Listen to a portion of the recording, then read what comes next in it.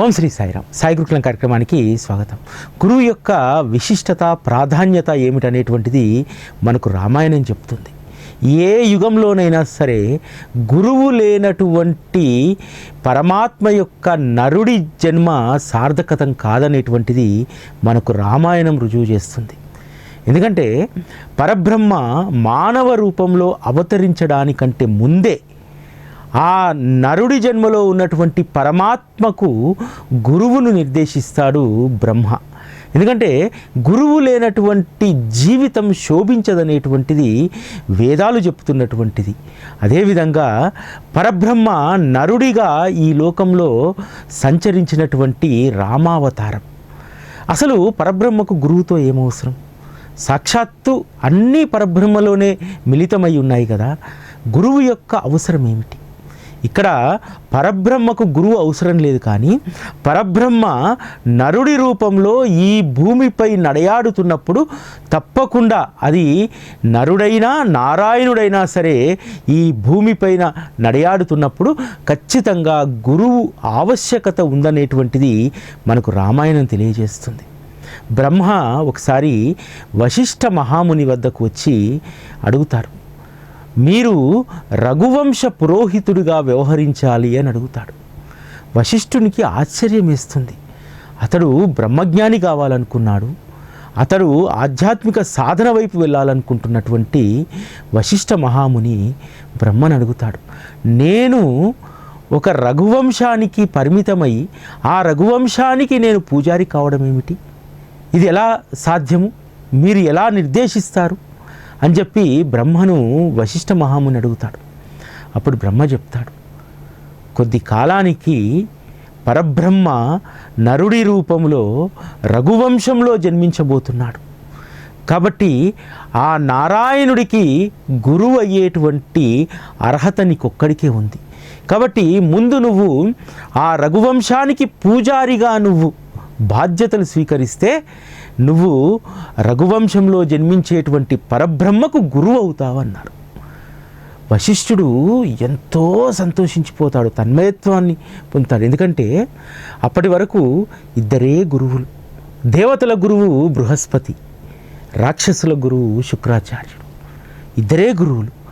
కానీ అటువంటి స్థానాన్ని పరబ్రహ్మకు గురువుగా ఉండేటువంటి ఒక అవకాశాన్ని బ్రహ్మ కల్పించడంతో వశిష్ఠ మహాముని ఎంతో సంతోషిస్తాడు. ఆ విధంగా రాముడికి వశిష్ఠ మహాముని గురువు అవుతాడు. బాబా అవతారంలో కూడా మనకి ఇది కనిపిస్తూ ఉంటుంది. ఈ కలియుగంలో పరబ్రహ్మ ఏ రూపంలో వచ్చాడు? ఒక బాల ఫకీర్ రూపంలో వచ్చాడు. ఆ ఫకీరు రూపాన్నే పూర్తిగా తన అవతార కార్యమంతా కూడా, శరీరంతో ఉన్నటువంటి అవతార కార్యమంతా కూడా ఒక సాధారణమైనటువంటి ఫకీరుగా వచ్చినటువంటి పరమాత్మ ఈరోజు కొన్ని కోట్ల మందికి సద్గురు దైవమయ్యారు కదా. అంటే మొదట భగవంతుడు ఏ స్థితిని గురువుకు నిర్దేశిస్తే ఆ స్థితిలోనే ఉండాలని చెప్పి రామాయణంలో కూడా వశిష్ఠ మహామునిని మొదటనే రాముడి యొక్క గురువుగా ప్రకటించలేదు. ఆ రఘువంశానికి పురోహితుడిగా వ్యవహరించమని చెప్పారు. ఈరోజు కలియుగంలో వచ్చినటువంటి సద్గురు అవతారాన్ని కూడా ఆ పరబ్రహ్మ ఒక సాధారణమైనటువంటి ఫకీరు రూపంలో ఈ కలియుగంలో సద్గురువుగా కొలువు తీర్చారు. వారి శరీర అవతార ప్రస్థానం అంతా కూడా నిడారంబరంగా ఉండి, ఎవరైతే నిడారంబరంగా ఉన్నటువంటి ఆ ఫకీర్ రూపంలో ఉన్నటువంటి పరమాత్మతత్వాన్ని అర్థం చేసుకుంటారో వారే మహనీయులు, వారే అసలైనటువంటి జన్మను చరితార్థం చేసుకునేటువంటి వారని చెప్పి పరబ్రహ్మ నిర్దేశించాడు. అందుకనే ఆ రోజు బాబా దగ్గరికి చేరినటువంటి అనేక మంది భక్తులు చరితార్థులయ్యారు కాదా. ఈరోజు మనము ఒక దాస్కన్ మహారాజ్ గురించి, ఒక అన్నాసాహెబ్ దబోల్కర్ గురించి, ఒక తాత్యా గురించి, ఒక బాయిజామా గురించి, లక్ష్మీబాయి షిండే గురించి, రాధాకృష్ణ ఆయి గురించి, ఇంతమంది గురించి మనం మాట్లాడుకుంటున్నామంటే, వారి వ్యక్తిత్వాలను శ్రవణం చేస్తున్నామంటే సచ్చరితలో ఎవరి వ్యక్తిత్వాలు ఉంటాయి? అద్భుతమైనటువంటి బాబా అంకిత భక్తుల యొక్క చరితలు అందులో ఉంటాయి, వారి వ్యక్తిత్వాలు అందులో ఉంటాయి. అంటే సద్గురువు ఏ రూపంలో ఉన్నా సరే ఆ సద్గురువును చేరినటువంటి వారు ధన్యులు. శ్రీరామచంద్రమూర్తిని దశరథుడు తీసుకెళ్ళి వశిష్ఠుడికి అప్పగిస్తాడు. అరే, మా వంశం యొక్క పూజారియే కదా, ఈ పూజారి గురువెలా అవుతారనేటువంటి సంశయము రామలక్ష్మణ భరత శత్రుఘ్నులకు అస్సలు రాలేదు. పైగా వశిష్ఠుణ్ణి ఎంతగానో గౌరవిస్తాడు. వశిష్ఠుడు రాముడి యొక్క పరిపాలనను, రాముడి యొక్క గుణ సంపత్తిని చూసినటువంటి వశిష్ఠుడు ఒకరోజు ఉండబట్టలేకొస్తాడు. ఎందుకంటే వశిష్ఠుడికి తెలుసు కదా, పరబ్రహ్మ ఈ నరుడి రూపంలో, రాముడి రూపంలో ఉన్నారు. ఆ పరబ్రహ్మ యొక్క అనుగ్రహాన్ని ఎలాగైనా పొందాలనుకుంటాడు. ఒకవైపేమో గురువుగా రాముడి యొక్క పరిపాలనను, ధర్మబద్ధతను చూసి మనస్సు ఉప్పొంగిపోతూ ఉంటుంది. ఎప్పుడెప్పుడు వెళ్ళి ఆ పరబ్రహ్మను, రాముడి రూపంలో ఉన్నటువంటి ఆ పరబ్రహ్మను తన యొక్క వాంఛను తీర్చమని చెప్పి అడగాలని చెప్పి అనుకుంటాడు. ఆ రోజు రానే వచ్చింది. ఒకరోజు శ్రీరామచంద్రమూర్తి వద్దకు వశిష్ఠుడు బయలుదేరుతాడు. వశిష్ఠుడు వస్తున్నాడనేటువంటి వార్త తెలుసుకున్న తర్వాత శ్రీరామచంద్రమూర్తి వారి పాదపూజ చేయడానికి కావలసినటువంటి ఏర్పాట్లన్నీ చేస్తారు. వారు అంతఃపురంలోకి రాగానే వారిని సగౌరవంగా ఆసనం పైన కూర్చోబెట్టి వారి పాద ప్రక్షాళన చేసి వారి పాదతీర్థాన్ని స్వీకరించి అడుగుతారు, అయ్యా, మహానుభావులు ఊరికే రారు, మీ రాక ఆంతర్యం ఏమిటని చెప్పి శ్రీరామచంద్రమూర్తి అడుగుతారు. అప్పుడు వశిష్ఠుడు అంటాడు, శ్రీరామ, మీ యొక్క పరిపాలన, మీ యొక్క చతురత, మీ యొక్క ధర్మబద్ధతతోటి నా హృదయం ఉప్పొంగిపోతుంది. మీ యొక్క మహిమను వేదాలు కూడా వర్ణించలేవు శ్రీరామ, నేను ఎలా వర్ణించగలను? కానీ రామా, నా ఒక్క కోరికను నువ్వు నెరవేర్చాలి. నిన్ను గురువుగా కంటే కూడా నీ పట్ల అపారమైనటువంటి భక్తి ప్రేమలు కలిగినటువంటి ఒక భక్తుడిలా నేను అడుగుతున్నాను అని అంటాడు. ఇక్కడ చూడండి, వశిష్ఠుడు గురువయ్యుండి రాముడి యొక్క ధర్మబద్ధతకు, రాముడి యొక్క పరిపాలనా దక్షతకు ముగ్ధుడైపోయి ఒక సాధారణమైనటువంటి భక్తుడి వలె అడుగుతున్నాడు. రామా, నీ చరణాలపై జన్మ జన్మలకు కూడా నా భక్తి ఆవగింజంతైనా కూడా తగ్గకుండా అనుగ్రహించుము. ఇదే నాకు అసలైనటువంటి మోక్షానికి కావలసినటువంటి అనుగ్రహము అని చెప్పి వశిష్ఠ మహాముని అడుగుతారు. అంటే ఇక్కడ మనం అర్థం చేసుకోవాల్సింది ఏంటంటే, గురువు ఆశించినటువంటి దానికంటే కూడా ఉన్నతమైనటువంటి సంస్కారాలతోటి, ఉన్నతమైనటువంటి ధర్మబద్ధతతోటి ఒక శిష్యుడు ఉన్నతిని చెందుతుంటే గురువు ఎలా ముగ్ధుడవుతాడనేటువంటిది వశిష్ఠ మహామునిని చూసి మనం తెలుసుకోవాలి. బాబా కూడా మన నుంచి కోరుకునేది అదే. బాబా తన వారి పట్ల ఎంతో ప్రేమను కలిగి ఉంటారు. వారు మన పైన పెంచుకున్నటువంటి ప్రేమను వారిని మన పట్ల ముగ్ధుల్ని చేసేలాగా చేయాలి. అంటే వారు చెప్పినట్టు మనం నడుచుకుంటే, గురువు నిర్దేశించినట్టు మనం ఉంటే, బాబా కూడా వశిష్ఠుని మాదిరిగా అడుగుతాడు, రే, నీలాంటి ఉత్తమమైనటువంటి గుణాలు కలిగినటువంటి శిష్యుడు ఎప్పుడూ నాకు జన్మజన్మలుగా నాతో అనుబంధాన్ని కలిగి ఉండాలని చెప్పి గురువు కోరుకోవాలట. వశిష్ఠ మహాముని అదే కదా కోరుకుంది. మనం కూడా ఆ కార్యాచరణలో ఉండాలి. మనం జీవించేటువంటి మన జీవన విధానం, మన నైతికత, మనం ప్రవర్తించేటువంటి తీరు, గురువు చెప్పినట్టు మనం నడుచుకునేటువంటి విధానం, వీటిని చూసి నా సద్గురు అయినటువంటి శ్రీ సాయిబాబా ముగ్ధుడు కావాలి. నేను నా బాబాను మెప్పించాలి. అందరూ బాబాను మెప్పించడానికి రకరకాల పనులు చేస్తారు. ఏ పని అవసరం లేదు. వశిష్ఠ మహామునిని ఏ విధంగా అయితే రాముని యొక్క గుణ సంపద, వ్యవహార శైలి, ధర్మబద్ధత ఏ విధంగా వశిష్ఠ మహామునిని మెప్పించాయో, తను గురుస్థానంలో ఉండి కూడా జన్మజన్మలుగా నీ చరణాలపైన నా భక్తి తగ్గకుండా అనుగ్రహించమని చెప్పి ఏ విధంగా వశిష్ఠ మహాముని అడిగారో, బాబా కూడా మనల్ని చూసి మురిసిపోవాలి. మనల్ని చూసి మన కోసం బాబా తపించాలి. వీడి ఈ జన్మ తర్వాత మరు జన్మలో కూడా నా వైపే రావాలని చెప్పి గురువు కోరుకునేటువంటి విధంగా మన జీవితాలు ఉండాలి.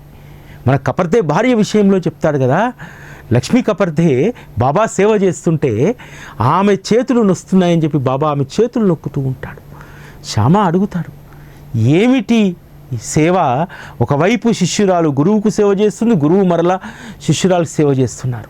అంతేకాదు అనేక పంచపక్ష పరమాన్నాలు ఉండగా ఆమె తెచ్చినటువంటి భోజనం పళ్ళెం వైపే ఎందుకు నువ్వు మొగ్గు చూపుతావు బాబా, అంత పక్షపాతం ఎలా అనంటే చెప్తాడు కదా, ఒకప్పుడు ఈవిడ బ్రాహ్మణుడి ఇంట్లో గోవుగా పుట్టింది, ఆ తర్వాత వైశ్యుని ఇంట్లో ఇట్లా అనేక జన్మలుగా అనేక చోట్ల ఆమె జన్మించింది.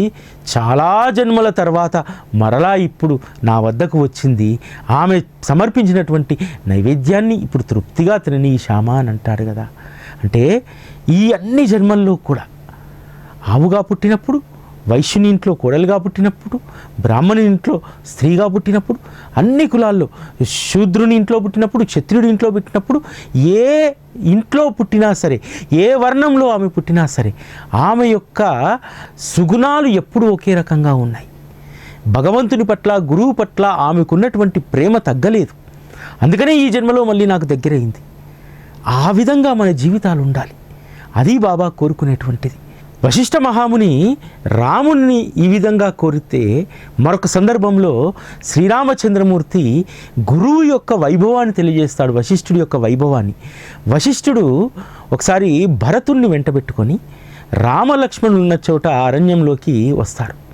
వచ్చి రామునికి ఈ విధంగా వినతి చేస్తారు, శ్రీరామ, పుర ప్రజలకు, నీ తల్లులకు, అదేవిధంగా నీ సోదరులకు, అందరూ కూడా ధర్మబద్ధమైనటువంటి మార్గంలో ఉండడానికి, రాజ్యంలో పాలన సవ్యంగా సాగడానికి ఏదైనా ఒక ఉపాయాన్ని నాతో వచ్చినటువంటి భరతుడికి తెలియజేయుము శ్రీరామ అని అడుగుతారు.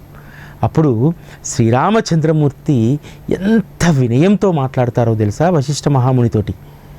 భరతునితో సమానమైనటువంటి సోదరుడు ఈ లోకంలో మరెవ్వరూ ఉండరు గురువర్యా. గురు చరణ కమలాలను ప్రేమించు వారిని లోకులు, వేదములు భాగ్యవంతులుగా గౌరవిస్తాయి. మీ అనురాగమునకు నోచుకొనిన భరతుని భాగ్యము ఏమని నేను కొనియాడుతాను. తన వలె తన గురువైనటువంటి వశిష్ఠుణ్ణి ప్రేమిస్తున్నటువంటి భరతుని గురించి చెప్తాడు. ఇక్కడ ఏం చెప్పాడు? భరతుడి లాంటి సోదరుడు ఈ లోకంలో మరెవ్వరూ ఉండరు. ఎందుకంటే అతను గురు చరణ కమలాలను నిత్యము ప్రేమిస్తూ ఉన్నాడు.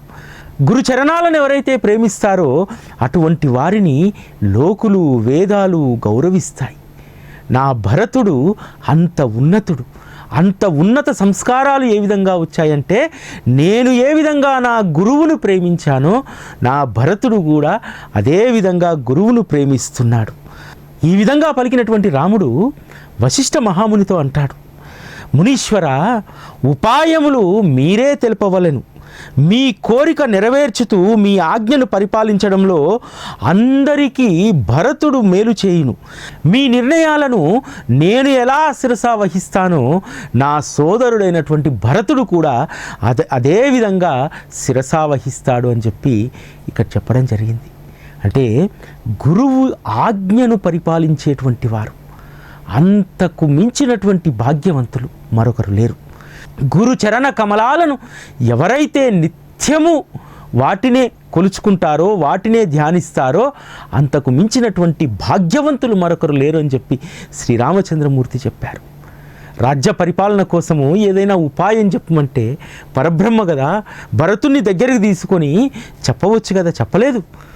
నీకు గురువే పదనిర్దేశనం చేస్తారు, వారే నీకు మార్గాన్ని చూపుతారు అని చెప్పి చెప్పడం జరిగింది. ఇక్కడ సచ్చరితలో ఉన్నటువంటి ఒక మాట గుర్తు చేసుకోవాలి మనం. రాధాబాయి దేశ్ముఖ్ కథలో బాబా ఒక మాట అంటారు, నా గురువే నాకు ఏ మంత్రాన్ని ఉపదేశించలేదు, కేవలం అనన్యమైనటువంటి శరణాగతితో మాత్రమే నా గురువును నేను ఆశ్రయించి ఉన్నాను. ఈ విధంగా గురుసేవ నేను చేసుకున్నానమ్మా. ఒక ప్రశ్న అడుగుతాడు అక్కడ, నా గురువును నేను సేవించుకున్నట్టు మీ గురువును మీరు సేవించుకోగలుగుతారా అని అడుగుతారు. ఇది రామాయణంలో కూడా రాముడు అదే చెప్పారు కదా, నేను ఎలా అయితే నా గురువును గౌరవించుకున్నాను ఆ విధంగా నా సోదరుడైనటువంటి భరతుడు కూడా మిమ్మల్ని గౌరవించుకుంటున్నాడు, మీ పట్ల భక్తిని శ్రద్ధను కలిగి ఉన్నాడు. కాబట్టి అతనికి నేను ఏమిటి ఉపాయం చెప్పేది? అసలు నాకు ఉపదేశాన్ని ఉపాయాన్ని నిర్దేశించేటువంటి గురువే నా సోదరుడితో ఉన్నాడు, నేనెందుకు ఇంకా అని చెప్పి పరబ్రహ్మనే పలుకుతాడు కదా. ఆ విధంగా గురువు యొక్క వైభవాన్ని, గురువు యొక్క విశిష్టతను రామాయణంలో స్వయంగా రాముడే తెలియజేశారు కదా. గురువు అంటే భక్తి శ్రద్ధలే కాదు, గురువు అంటే గౌరవము భయము ఉండాలి, భయంతో కూడినటువంటి గౌరవం ఉండాలనేటువంటిది రామాయణం మనకు తెలియజేస్తుంది. విశ్వామిత్రుడు రామలక్ష్మణులు ఇద్దరిని తీసుకొని మిథిలా నగరానికి వెళ్తాడు. మిథిలా నగరంలో ఉన్నటువంటి ధనుర్యాగశాల వీరిద్దరిని ఎంతగానో ఆకట్టుకుంటుంది. ఎందుకంటే క్షత్రియులు కదా, వారి జీన్స్లోనే ఉంటుంది. అంటే ధనుర్బాణాలకు సంబంధించినటువంటి ఏ విల్లులు ఉన్నాయి, ఏ అస్త్రాలు ఉన్నాయనేటువంటి చూడాలనేటువంటి ఆసక్తి ఇద్దరికి కలిగింది. అదేవిధంగా మిథిలా నగరంలో ఉన్నటువంటి అనేక విశేషాలను చూడాలన్నటువంటి ఆసక్తి కలిగింది. గురువు దగ్గర అనుమతి తీసుకొని కొద్ది సమయం మేము ఆ మిథిలా నగరంలో ఉన్నటువంటి ధనుర్యాగశాలను, ఇతర విషయాలను తెలుసుకొని వస్తామని చెప్పి సెలవు తీసుకొని బయలుదేరుతారు. రామలక్ష్మణులు ఇద్దరూ కూడా ఆ ధనుర్యాగశాలలో ఉన్నటువంటి ఆ విల్లులను, అస్త్రాలను అన్నింటినీ చూస్తూ తిరుగుతూ ఉంటారు. అంతేకాదు ఆ మిథిలా నగరంలో ఉన్నటువంటి అనేక విశేషాలను చూస్తూ సమయాన్ని మర్చిపోతారు. ఇప్పుడు గురువు గారు శయనించేటువంటి సమయం దాటిపోయింది. గురువు యొక్క శయన సేవను మర్చిపోయామే అని చెప్పి భయంతో వణుకుతూ విశ్వామిత్రుని దగ్గరికి వస్తారు. అప్పటికే గురువు శయ్య పైన నిద్రిస్తూ ఉంటారు. వచ్చి భయంతో గురువును వేడుకుంటారు, అయ్యా ఆలస్యమైంది, మమ్మల్ని క్షమించమని చెప్పి. విశ్వామిత్రుడు ఒక్క మాట కూడా మాట్లాడరు. రామలక్ష్మణులు ఇద్దరూ కూడా గురువు పాదాలను ఒకరు ఒత్తుతూ మరొకరు గురువుకు విసనకర్రతో గాలిని విసురుతూ గురుసేవ చేస్తారు. అంటే గురువు పట్ల గౌరవంతో కూడినటువంటి భయం. అరే, గురువు వద్దకు సమయానికి వెళ్ళకపోతే గురువు మనల్ని కోపగించుకుంటాడు, ఆయన చిన్నబుచ్చుకుంటాడు అనేటువంటి భావన రామలక్ష్మణులో ఉంది. అందుకనే వెంటనే వచ్చి గురుసేవలో నిమగ్నమైపోయారు.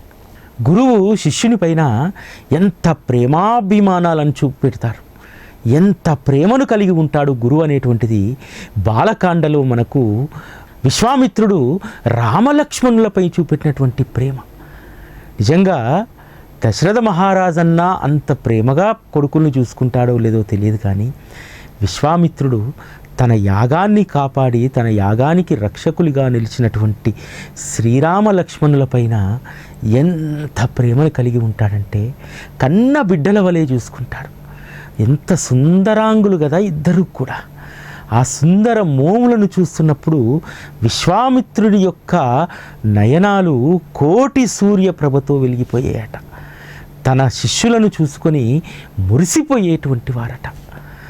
ఈ రామలక్ష్మణులు కూడా విశ్వామిత్ర మహామునికి సేవ చేస్తూ వారు ఎంతో తన్మయత్వానికి లోనయ్యేటువంటి వారట. ఈ గురు శిష్యుల సేవ మహాద్భుతమైనటువంటిది. గురువును ఆశ్రయించిన తర్వాత శిష్యుడి యొక్క మనస్తత్వం ఏ విధంగా మారిపోతుందనేటువంటిది 32వ అధ్యాయంలో అన్వేషణ అనేటువంటి కథలో ఎంత అద్భుతంగా బాబాగారు చెప్తారు. నా గురువును చేరిన తర్వాత ఇక లోకంలో అంతకంటే విలువైనటువంటిది నాకు ఇంకొకటి ఏదీ కనిపించలేదు. నా గురువు కంఠాన్ని ఆలింగనం చేసుకొని వారి ఎదురుగా ఉండి వారి నయనాల్లో నా ప్రతిబింబం చూసుకోవాలనిపించింది. నా నయనాల్లో నా గురువు ప్రతిబింబం లేకపోతే అవి ఒట్టి మాంసపు ముద్దలాగా నేను భావించాను. వారి ప్రతిబింబం లేనటువంటి నా దృష్టి అది ఎందుకు కూడా పనికిరాందని చెప్పి నేను భావించాను. అందుకనే నాకు ఇల్లు వాకిలి అన్నీ సర్వస్వం నా గురువే అయ్యారు. అంతేకాదు వారిని చేరిన తర్వాత మాయా మోహం అనేటువంటి శృంఖలాలు పూర్తిగా తొలగిపోయాయి. పరమార్థానికి ఏ అవరోధాలైతే ఏ ప్రతిబంధకాలైతే ఉన్నాయో వాటన్నింటినీ నా గురు సహచర్యం తొలగించి వేసింది అని చెప్పి బాబా చెప్పడం జరుగుతుంది కదా. ఇక్కడ గురువు యొక్క వైభవం ఎంత గొప్పదో 32వ అధ్యాయం తెలియజేస్తుంది. గురు సహచర్యం ఎంత గొప్పదో బాలకాండ మనకు తెలియజేస్తుంది. శ్రీరామచంద్రమూర్తి యొక్క అవతార ప్రస్థానంలో గురువు యొక్క పదనిర్దేశనం చాలా విశిష్టమైనటువంటిది. శ్రీరామచంద్రమూర్తి రావణుడితో యుద్ధం చేయడానికి, శ్రీరామచంద్రమూర్తి ధర్మబద్ధంగా పరిపాలన కొనసాగించడానికి, ఆదర్శ పురుషుడిగా ఉండడానికి పసిప్రాయంలోనే గురువు ఒడిలోకి వెళ్ళిపోయాడు కదా. నా గురువు సహచర్యంలోకి వెళ్ళిన తర్వాత నేను సర్వస్వాన్ని నేను మర్చిపోయాను అంటారు బాబా. అదేవిధంగా శ్రీరామచంద్రమూర్తి అత్యంత చిన్న వయసులో విశ్వామిత్రుడి వద్దకు చేరుతారు. విశ్వామిత్రుడు వచ్చి రాముణ్ణి యాగాన్ని రక్షించడానికి రామలక్ష్మణుని పంపించమంటే దశరథ మహారాజు గుండె పగిలిపోతుంది. అయ్యా గురువర్య, వారు పాలబుగ్గల పసివాళ్ళు కదా, వారిని రాక్షసులు ఏమైనా చేస్తాయి, అంతెందుకు మీరు ఆదేశిస్తే నా రాజ్యంలో ఉన్నటువంటి సేనను మొత్తం తీసుకుని వచ్చి మీ యాగశాల వద్ద నేను ఛత్రంలా నిలబడతాను అని చెప్పి దశరథ మహారాజు అంటారు. అవసరం లేదు మహారాజా, నేను అడిగినటువంటి దాన్ని ఇవ్వు, ఆడిన మాట తప్పకూడదు. ముందే నేను అడిగాను, నా యొక్క వినతిని నువ్వు తప్పకుండా ఆమోదించాలని చెప్పి మాట ఇచ్చావు దశరథ, నువ్వు మాట తప్పకూడదు, రఘువంశంలో మాట తప్పడం అనేటువంటిది ఉండదు అని చెప్పి విశ్వామిత్రుడు చెప్తాడు. ఎంతో దుఃఖంతో పంపిస్తాడు దశరథ మహారాజు రామలక్ష్మణులను. కానీ అక్కడికి వెళ్ళిన తర్వాత గురువు నిర్దేశించినటువంటి కర్తవ్యాన్ని ఎంత అద్భుతంగా నిర్వర్తిస్తారు ఇద్దరూ కూడా రామలక్ష్మణులు. శ్రీ సాయి సచ్చరితలో కూడా గురువును ఎలా మెప్పించాలి అనేటువంటి అంశం సేలు కథలో మనకు వస్తుంది. బాబా చెప్తారు, నాకంటే ముందు అక్కడ 3 పనిమాళ్ళు ఉన్నారు, నేను కూడా వారితో పాటు ఆ నూలు ఒలికేటువంటి పనిలో చేరాను. నేను యజమానిని మెప్పించాను. ఒకరికి 50, ఒకరికి 100, ఒకరికి 150 ఇచ్చేటువంటి వారు, వారి 3కి ఇచ్చేటువంటి జీతాన్ని నా ఒక్కడికే నా గురువు సమర్పించాడు. నా గురువు నా పనిని చూసి మెచ్చాడు, నా తలపైన జరి తలపాగా పెట్టాడు, నా గురువు నన్ను సత్కరించాడు అని అంటాడు. ఇక్కడ మనం గమనించాల్సింది ఏమిటి అంటే, గురువు మెచ్చే విధంగా, గురువు యొక్క ఆకాంక్షకు అనుగుణంగా మనం పనిచేస్తే సాక్షాత్తు గురువే మనల్ని మెచ్చుకుంటాడు, గురువే మనల్ని సత్కరిస్తాడు అని చెప్పి రామాయణంలో కూడా అదే జరుగుతుంది కదా. పాలబుగ్గల పసివాళ్ళు వచ్చి యాగాన్ని రక్షించినందుకు ఏ విధంగా విశ్వామిత్రుడు తన వెంట రామలక్ష్మణులను మిథిలా నగరానికి తీసుకెళ్ళి అక్కడ శివధనస్సును రాముడు విరిచేలాగా చేస్తాడు. తర్వాత సీతతో రాముడి కళ్యాణాన్ని ఎంత అద్భుతంగా చేస్తారు. సీతారాముల కళ్యాణానికి దశరథంతో పాటు వశిష్ఠ మహామునిని రమ్మని చెప్తాడు. ఎందుకంటే వారి యొక్క వంశ పూజారి, అదేవిధంగా గురువు కూడా వశిష్ఠుడే. కాబట్టి సీతారాముల యొక్క కళ్యాణం ఎవరు చేయాలి? వశిష్ఠ మహాముని చేయాలి. తను సాక్షాత్తు రాముడికి గురువైనప్పటికీ కూడా తొలి గురువు ఆ వంశానికి పూజారి అయినటువంటి వశిష్ఠుడి చేతనే విశ్వామిత్రుడు సీతారాముల కళ్యాణాన్ని జరిపిస్తాడు. ఈ విధంగా రాముడి జీవితంలో గురువు యొక్క పాత్ర, గురువు పట్ల రాముడికి ఉన్నటువంటి నిబద్ధత రామాయణంలో మనము పరిపూర్ణంగా అర్థం చేసుకోవచ్చు. అందుకనే బాబా రామవైభవాన్ని, రామవైభవంలో దాగి ఉన్నటువంటి గురువైభవాన్ని మనకు తెలియజేయడానికే శ్రీరామ జన్మోత్సవాన్ని జరిపించారు. మామూలుగా శ్రీరామ జన్మోత్సవాన్ని ఊయల కట్టి జరిపించలేదు బాబా. అద్భుతమైనటువంటి రామకథ, ఇప్పటికీ కూడా షిర్డీలో జరిగేటువంటి రామకథలో ఏ విధంగా రాముడికి, బాలరాముడికి వశిష్ఠుడు పదనిర్దేశనం చేసినటువంటి తీరు, విశ్వామిత్రుడితో రాముడికి ఉన్నటువంటి అనుబంధం, ఇదంతా కూడా కథలో వస్తుంది. దాస్కన్ మహారాజ్ రాశారు. ఆ దాస్కన్ మహారాజ్ రాసినటువంటి ఆ శ్రీరామ జన్మ వృత్తాంతమే ఇప్పటికీ కూడా అక్కడ కథగా చెప్పబడుతుంది. ఆ విధంగా శ్రీరామనవమి ఉత్సవం ద్వారా బాబా తన భక్తులలో గురుభక్తిని మరింత పెంపొందించడానికి, రాముడు ఏ విధంగా గురువు పట్ల అంకితమైనటువంటి భావనతో ఉన్నాడు, గురువు ఇచ్చినటువంటి దాన్ని ఏ విధంగా సద్వినియోగపరుచుకున్నారు. శ్రీరామచంద్రమూర్తి పట్ల విశ్వామిత్రుడికి ఉన్నటువంటి ప్రేమ ఎంత గొప్పదంటే, విశ్వామిత్రుడు అప్పటి వరకు ఎవరికీ బోధించినటువంటి బల, అతిబల మంత్రాలను విశ్వామిత్రుడు శ్రీరామచంద్రమూర్తికి బోధిస్తాడు. ఆ బోధించినటువంటి మంత్రాలను ఎప్పుడు వాటిని వినియోగించాలో అప్పుడే వినియోగించాడు. ఎందుకంటే శ్రీరామచంద్రమూర్తి సీత అన్వేషణలో అనేక మందితో యుద్ధాలు చేస్తారు. వాళ్ళతో యుద్ధం జరుగుతుంది. అదేవిధంగా మారీచులతో యుద్ధం జరుగుతుంది. ఎప్పుడూ కూడా తన గురువు ఉపదేశించినటువంటి బల అతిబల మంత్రాలను ఎప్పుడూ ఉపయోగించలేదు. కేవలం రావణుని వధ సందర్భంగా మాత్రమే అవి వినియోగించారు. అంటే తనను ఎంతగానో ఒప్పించినటువంటి శ్రీరామచంద్రమూర్తికి గురువు ఎంతో ప్రేమతో బోధించినటువంటి ఆ మంత్రాలే రావణ సంహారానికి అవి ఉపయోగపడ్డాయి. అంటే గురువు పట్ల మనం అంకితమైనటువంటి భక్తితో ప్రేమతో గనక మనం ఉండగలిగితే మన జీవితంలో మనకు కావలసినటువంటి ధైర్యాన్ని స్థైర్యాన్ని మనకు నూరిపోస్తారు. ఈరోజు బాబా మార్గంలో ఉన్నటువంటి మనందరము కూడా ఒక ఆత్మవిశ్వాసంతో ఒక ధైర్యంతో ఉండడానికి కేవలం బాబా పట్ల మనం పెంచుకున్నటువంటి అచంచలమైనటువంటి విశ్వాసం మాత్రమే. అంతేకాదు గురువుకు శిష్యుడి పట్ల ఎంత ప్రేమ ఉంటుందో తెలుసా? గురువు శయన సేవకు ఆలస్యమైందని చెప్పి భయంతో వచ్చి సేవ చేసినటువంటి రామచంద్రమూర్తికి విశ్వామిత్రుడు ఎంత అద్భుతమైనటువంటి లాలిపాట రాశాడు కదా. మనందరము కూడా వెంకటేశ్వర స్వామిని వెంకటేశ్వర సుప్రభాతంలో మనం పాడుకుంటాం కదా. కౌసల్యా సుప్రజా రామా పూర్వా సంధ్యా ప్రవర్తతే ఉత్తిష్ట నరశాధూల కర్తవ్యం దేవమాహ్నికం. ఇది విశ్వామిత్రుడు రాముడు కోసం రాసినటువంటిది. ఒకవైపు ఏమో గౌరవంతో కూడినటువంటి భక్తితోటి గురువు యొక్క శయన సేవ ఆలస్యమైతే గబగబా వచ్చి పాదాలు నొక్కాడే శ్రీరామచంద్రమూర్తి.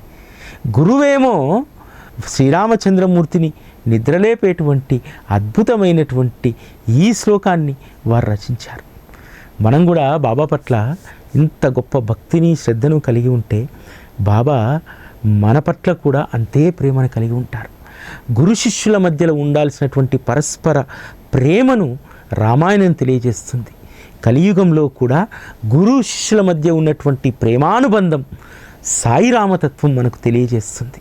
కాబట్టి మనందరము కూడా గురుతత్వంలో గురు సహచర్యంలో పరిపూర్ణమైనటువంటి జీవితాన్ని మనం గడపాలని, మన జన్మ సార్థకం కావాలని ఆ శ్రీరామచంద్రమూర్తిని సాయిరాముణ్ణి వేడుకుంటూ ఓం శ్రీ సాయిరామ్.